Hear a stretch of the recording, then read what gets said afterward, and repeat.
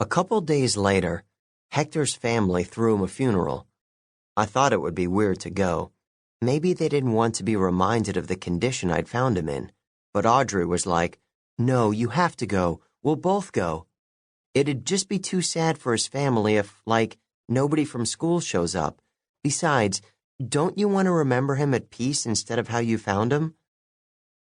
So there we were on Thursday afternoon at St. Andrew Avellino, and what do you know? The place was actually pretty full. Sure, there were only a couple of kids from school. That's all the friends Hector had. But apparently, he had a pretty big extended family. By far, most of the people there looked Hispanic to some degree. Audrey and I had to grab a seat in back, which was fine. I didn't want to stick out as the guy who only spent time with Hector in the dumpster after he was already dead. I'd never been to a Catholic funeral before. My parents aren't exactly into organized religion. On Facebook, under religion, they entered spiritual.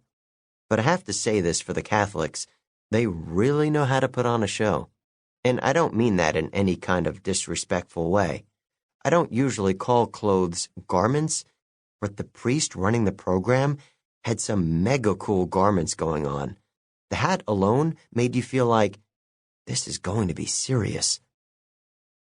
And then there was the light filtering through the stained glass saints, and the praying, and the Latin, and the rituals, even some Mexican songs. And on top of that, this huge crucifix staring down at you from the front of the sanctuary, all kind of sad and beat and worn out with humanity, but forgiving you anyway. I'm telling you, as the thing wound down, I couldn't help but feel Hector's ghost or spirit or whatever was a long way from the high school trash bin. It made me wonder what my funeral might be like. I'd probably have about the same number of friends from school show up, but a whole lot less family, since I was an only child, and our nearest relatives lived in Dallas. No fancy garments or elaborate rituals either. No big accomplishments to reel off in the eulogy. After all, my most noteworthy act so far was finding Hector. That wasn't exactly eulogy material. I'd be lucky to get a half-dozen flowers around my casket. The school probably wouldn't even hire a special grief counselor to come in. Outside of Audrey and Randy, my other so-called friends would probably forget me in a week. I felt like Scrooge from A Christmas Carol when the ghost of Christmas yet to come showed him his own gravestone. The good thing was Scrooge had a second chance to do something, so maybe I did too. After the service, we hung around so Audrey could snap some photos of the church and the crowd coming out for the school paper. I should mention that I submitted a story about Hector in the dumpster to the paper, but Ms. Jansen, my journalism teacher, wouldn't accept it. She said my writing style was too informal and the dumpster stuff was too undignified. She thought a simple obituary would do. Anyway, several of the mourners were standing around staring in our direction. I didn't know whether they were staring at Audrey, this picture-taking chick with pink, blue, and green streaks wound into her brown pigtails, or if they figured out I was the guy who'd found Hector. Then, on the way to the parking lot, this minivan of a guy in a black suit and a black hat with a red feather tucked into the hat band walked up and grabbed my arm. "Your name is Dylan Jones?" he asked. He was probably 19 or so. His goatee made it hard to tell. He was a good couple inches shorter than me, but was so square and solid, you knew he could run you over and leave nothing but a dark spot on the road. "That's my name," I said. "Do you know the North Side Monarchs?" he asked, his eyes digging deep into mine. I'm like, "The what?"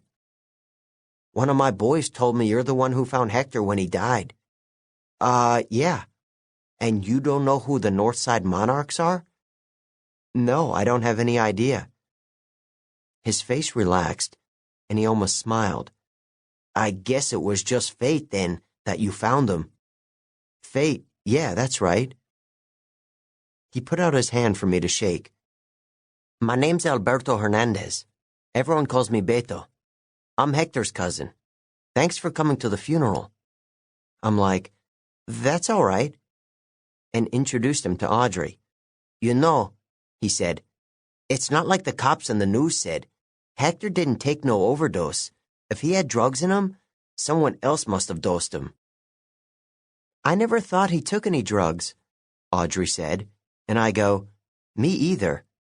Though truthfully, I wasn't so sure. I mean, yes, he didn't seem like a druggy type, but then you can't really be sure what goes on with people after the last school bell rings. Beto stared into my eyes again. "You be careful." "Never anything but." As he walked away, Audrey goes, "Wow, that guy was good looking. I mean, if I liked guys, that's the kind of guy I'd like." "I don't know," I said. "He kind of weirded me out the way he just came up out of the blue like that." Audrey nudged her shoulder against my arm. "Well, that's just the cost of being famous, I guess."